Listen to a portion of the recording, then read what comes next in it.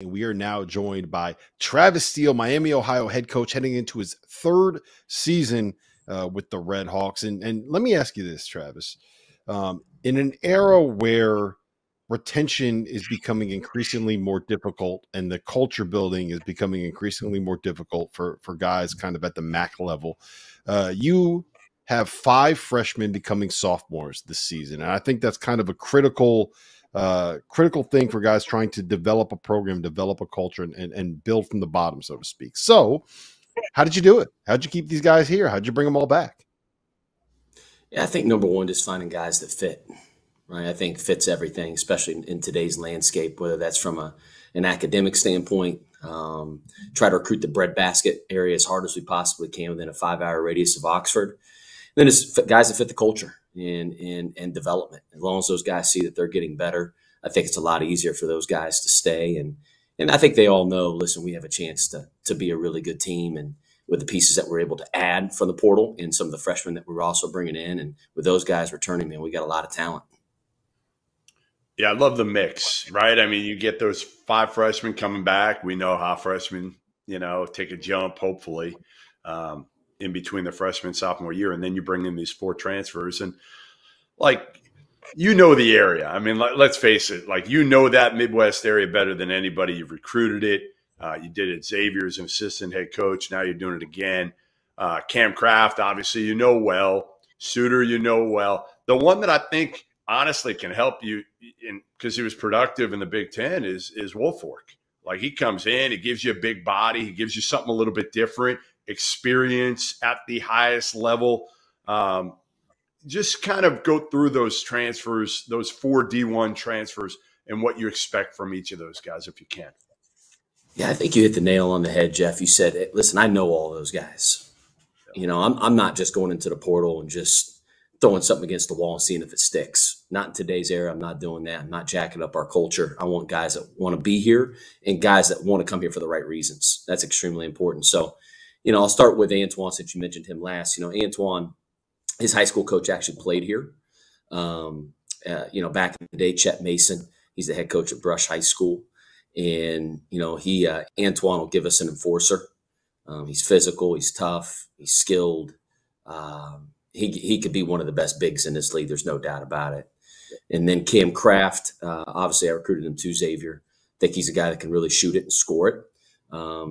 He's a guy that's creative. He can make tough shots from 3 and from mid-range, kind of all over the floor. And then you got Peter Suter, who's kind of a Swiss Army knife, kind of can shoot, handle, pass. He's tough. He defends, does a little bit of everything. And then Dan Lewis, who's from right around the corner here. We actually played against him last year when he was at Eastern Illinois. Dan's a tremendous shooter. He's tough and he's competitive, and he brings great leadership to our team. So I think all 4 of those guys will add a lot of value just with their experience that they've had, different skill sets. I think they all complement what we have returning very, very, very well. Ian Elmer, we're going to hear from him here in a minute. Sophomore coming back. One of those guys where, the best thing about freshmen is they become sophomores, right? I think we saw him kind of make a little bit of a leap midway through the season. You put him in the starting lineup, I think, in January, and he had a game where he blocked 5 shots. The last 2 games of the regular season, he made 7 threes, 6'6", kind of wing. What have you seen from him this offseason? Where has he made a leap? Yeah, I'm really proud of him. Listen, he's made a huge jump. I'll never forget the first workout we had last summer in June when he first got here, and I was like, oh my goodness, he's got a long ways to go. And to see the progress that he made last year, throughout the year, to your point, all of a sudden he changed our team in league play. Listen, his ability to rebound, defend multiple spots, he plays hard, he can make an open shot. I thought he really impacted the game. He was on the all-freshman team in the MAC last year, and he earned it. And then kind of to this offseason, it's just my where I've been trying to push him, Rob, is just habits, how you live your life on a daily basis, how you go about your business. He's really, really grown, just his work habits. He's more consistent, I think, because he puts in more time outside of practice, outside of the hours, how he eats, how he sleeps, how he lifts, just everything. He's just more mature, and he's really taken a big jump. And Jeff, you said it earlier, the best thing about freshmen is they become sophomores. And, I would expect him to be an all-conference level guy this year here as a sophomore for us. All right, Trav, I got one for you here. How old are you? Oh, she's 43, old. I think you're 42. Are you 42 or 43? 42 actually. Yeah, never mind. All right, Old. a little You can birdie probably tell told some of me. these wrinkles and stuff that I got. No, little birdie told me that you have reported one age, but listed a different on your ID. Is this accurate? And your wife didn't even know your real age, maybe at one point. Give me the backstory. I don't think that's all false. That's all false. I'm gonna go straight. Hey, what was it? They had the vice president debate the other night. No fact checking here, Jeff. No fact checking. So we're saying you're 42. 42. Yeah. Old is what that means. Old. You're not. You old. could tell you're in my definitely face not now. old. But, yeah. Well, I tell you what, the year one here took a lot of hair off of me too, Jeff. So Yeah, you did. You had a lot more hair about 5-6 years ago. No doubt about it. I did. Cam Kraft, you mentioned him a little bit, but he was a guy that was a highly regarded recruit I believe you signed him at Xavier, right? And I remember talking with Sean before the 2022 season, and he was just like, yeah, I really love this kid. Injuries, had to redshirt, hadn't gone as smoothly for him. How has he kind of adjusted to maybe a fresh start, a new start? Yeah, I think sometimes you just need a fresh start, right, to get yourself going. And I've known Cam for a long time, recruited him obviously there, and got real close with him, and have a high level belief in who he is as a player. I think I know his game really, really well, and what he can bring to the table. And I think just sometimes you need that fresh start where it's in like you feel like you're not coming out of the hole a little bit, so to speak. And I think he'll be able to play his game here, and I think he's comfortable with that. He knows how much confidence that I have in him and that his teammates have in him because he's put in the work. He shows it every day in practice. So I think he'll be a really good scorer in this league. But it's like I told him, he's got to do more than that. He's got to continue to rebound the ball. He's got to defend. I want him to be the overall player that I know that he can be, especially with his size and length and athleticism. But he brings a lot. He can make tough shots. And I think you need guys, especially at the end of that shot clock, who can go get one, right? Scouting and coaching so good in our league that they're going to take away your main action. So you got to be able to make some tough shots kind of late in that shot clock, and he has that ability. All right, I'm giving you the power and control. You're the college basketball czar. You've been doing this for a while, even though you're only 42. What would be the first thing you would change in college basketball? Oh man, I would probably go to a 24-second shot clock. If you're talking about the rules specifically with basketball, I think it'd make it faster, make it more fun for fans, even more up tempo. And I think high school should do the same thing. It's just like in Europe. I mean, all these kids, it's such a shock when they get to college that they have a shot clock. And then I think with this, with all the NIL and all the transfer portal stuff going on, and which is all good stuff. Listen, you got to be nimble. I think it's great. I love it personally, but I think you got to do multi-year deals, and there should be buyouts just like there are for coaches, right? So like if a young man wants to, Oregon wants to take, I forget what the kid they got from Toledo. They got a kid from Toledo. Well, they should have to pay Toledo. Yes. I think that's fair. I've been saying just like if a coach leaves, right? There's a buyout, and that makes it a lot easier because right now where we are in our industry, it's so year to year and it's complete chaos. But I mean, it is what it is. You got to embrace it. You got to lean into it I think there will be a lot of changes made over the next fine tuning over the next 5 years, hopefully sooner. But that would be a big one that I think would really help everybody. All right. Last thing I got for you, Travis. If we look up in February and Miami of Ohio is sitting there in first place in the MAC, what is the biggest thing that has happened for you guys and for your program?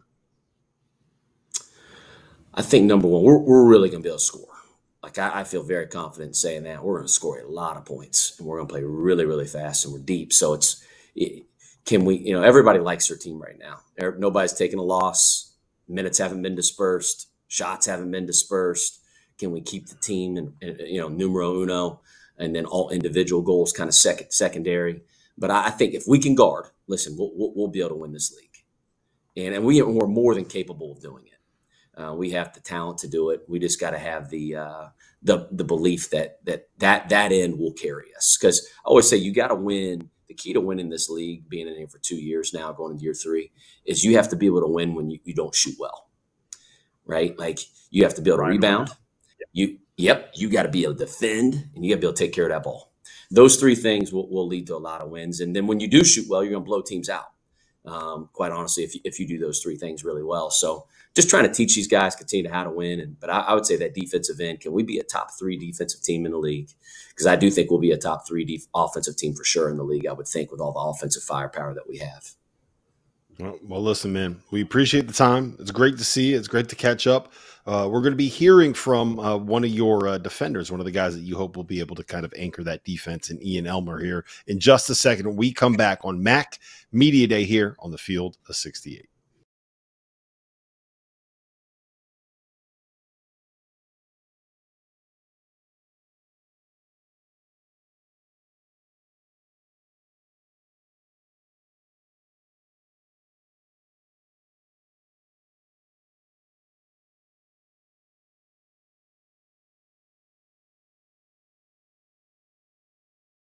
Welcome back to MAC Media Day here on the Field of 68, and we are now joined by Miami, Ohio's Ian Elmer.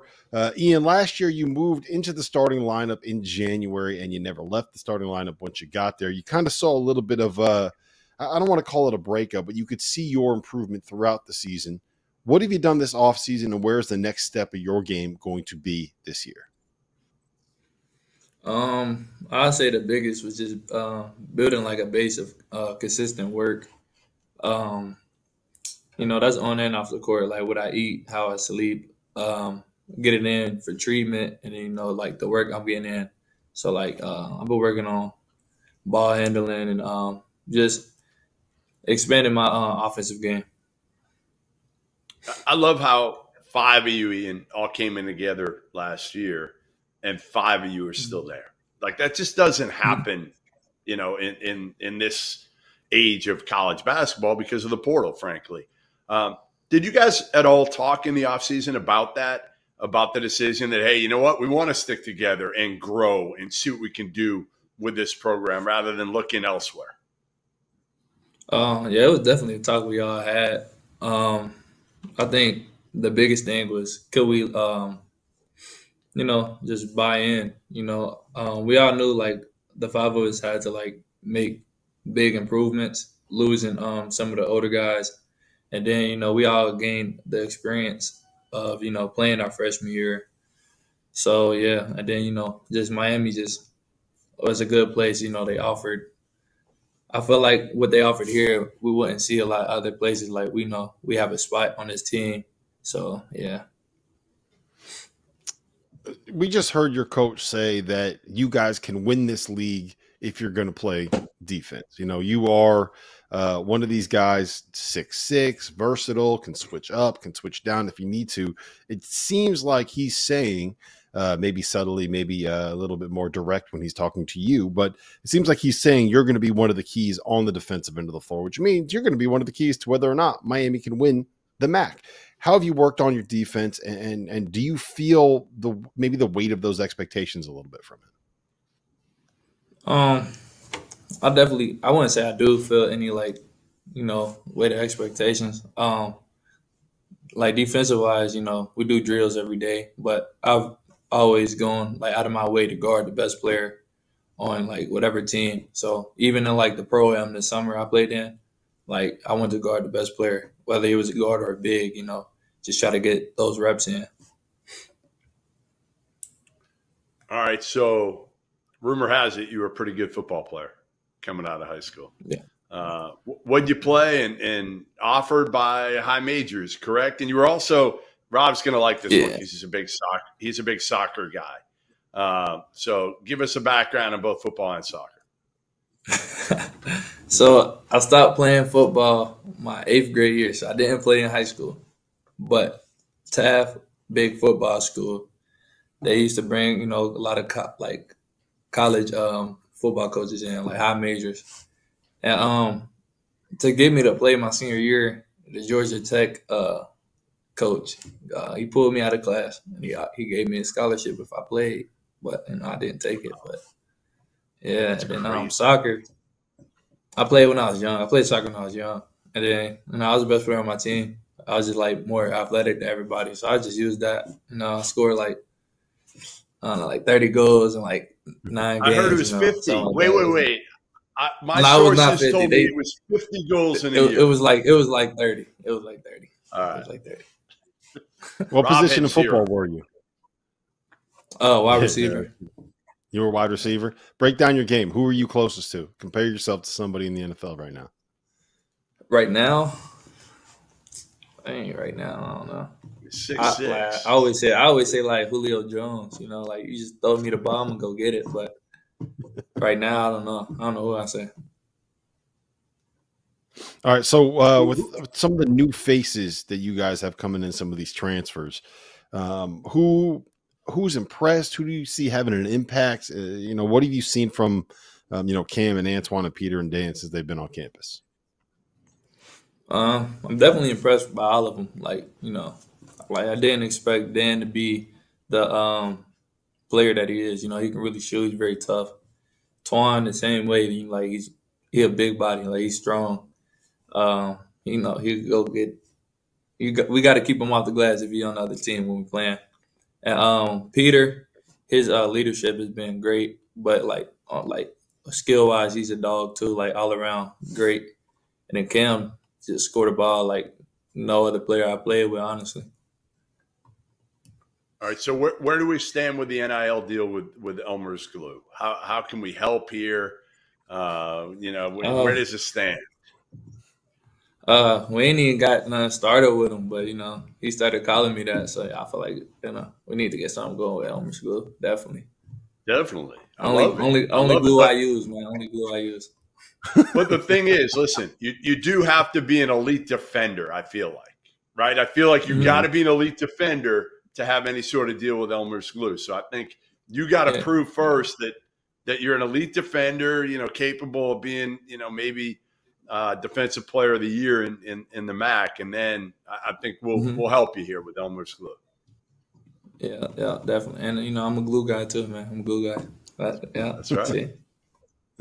Look, you got the pitch all set out there. All right. Last thing I'm going to ask you. We didn't get a chance to ask Coach about it, but Reese Potter, 7'1" center. When he came in, he ended up being the leading 3-point shooter on your team if you were looking strictly by percentages. I want to know about the first time you saw him shoot. You got a 7'1" guy stepping out there behind the arc. Like, was he putting it up and you're like, no, don't shoot that? And then he made it. Talk to me about it. Yeah, I didn't know he could shoot, but his jump shot, he gonna get mad, but it's a little wonky. I'm not gonna lie, long legs, but yeah, I didn't. He shoot good though, honestly. Like it's good having a big that 7'1" could stretch out the floor like that, and he moves pretty well also. What's wonky about it? Oh, his legs are crazy, like they're everywhere. I don't. Like, he's 7'1", man. What do you want? Yeah, his legs are crazy. All right. Well, listen, Ian, we appreciate you being here. Best of luck this season. Best of luck getting that Elmer's Glue NIL deal. If we can help, here I'm going to set the minimum. You got to average at least 1.2 steals and 1.2 blocks per game this season. If you do that, you got the full back into the field of 68, a full court press to get you that Elmer's Glue NIL deal. We'll be back with more here on Mac Media Day on the Field of 68.